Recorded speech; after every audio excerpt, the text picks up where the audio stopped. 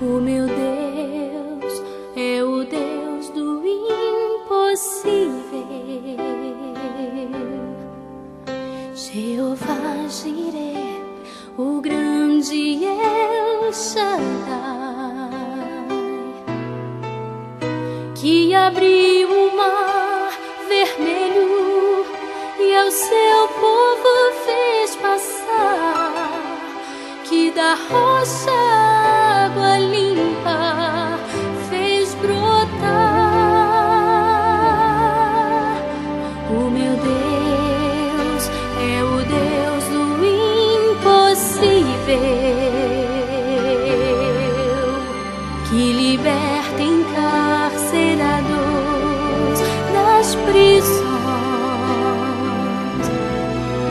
faz da estéril mãe de filhos, restaura a alma do ferido e dilata o amor nos corações, que dá vista aos cegos e aos surdos faz ouvir,